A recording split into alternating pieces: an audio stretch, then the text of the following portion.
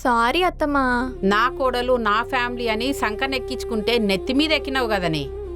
నా ముందు నా మొగన్ని అన్ని మాటలు అంటావా? ఎంత ధైర్యమే నీకు? నిజంగా కావాలని చేయలేదత్తమ్మా. అందరి ముందు నన్ను అట్లా వేరు చేసి చూసేసరికి చాలా బాధ అనిపించింది. అందుకే అట్లా మాట్లాడేసిన. తర్వాత రియలైజ్ అయినా తప్పు చేసిన అని. ఇంకోసారి అట్లా వేస్తే నాలుక కట్ చేస్తా, అర్థమైందా? అబ్బా ఇంకోసారి అట్లా చేయనత్తమ్మా, నీ మీదొట్టు. సరే గాని ఆ రేఖని పక్కన పెట్టి కార్తిక్కి వేరే పెళ్లి ఎట్లా చేద్దామే? ఇప్పటికే మస్తు లేట్ అయింది.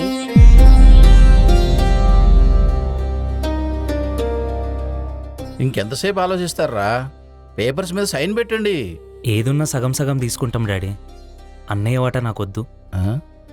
ఇప్పుడు వచ్చే డబ్బుల్ని పక్కకు పెట్టుకొని సంపాదించుకొని అప్పుడు ఒక షాప్ పెట్టుకుంటాను డాడీ. అప్పటి వరకు వెయిట్ చేస్తాను. ఇవ్వడానికి వాడు రెడీగా ఉన్నాడు కదరా, నీకేంటి ప్రాబ్లం? వద్దు డాడీ, మళ్ళీ రేపు పొద్దున వదినతోటి మాటలు పడడానికి నేను రెడీ లేను. రే కార్తీక్, ఇప్పుడు ఆ షాప్ అమ్మితే వచ్చే డబ్బులు నాకంటే ఎక్కువ నీకే ఇంపార్టెంట్ రా. రైట్ టైంలో రైట్ డిసిషన్ తీసుకో, లేదంటే లైఫ్ లాంగ్ రిగ్రెట్ అవుతావు. పర్లేదన్నా, ఆల్రెడీ నీ దగ్గర డబ్బులు తీసుకున్నందుకు రిగ్రెట్ ఫీల్ అవుతున్నాను.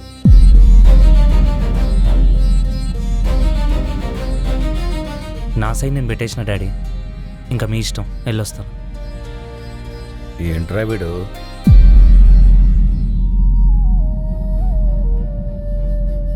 ఏమైంది రేఖ, బానే ఉన్నావా?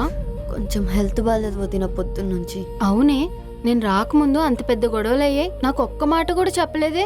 అవును వదిన, వీళ్ళు చేసే మెంటల్ టార్చర్కి అనవసరంగా పిల్లలు వద్దని చెప్పి కార్తీక్తో గొడవ వేసుకున్నా. కానీ ఇప్పుడు కార్తీక్ కన్నా నాకే ఎక్కువ ఇంపార్టెంట్ వదిన ఈ ప్రెగ్నెన్సీ. సక్సెస్ఫుల్గా 1 month 2 days కంప్లీట్ చేసుకున్నాను వదిన. ఫాస్ట్గా లోపల ఉన్నోళ్ళు బయటకు వచ్చేస్తే నన్ను ఎవరే మాట అన్నా నాకంటూ ఒకళ్ళు ఉన్నారనే ధైర్యం వస్తుంది.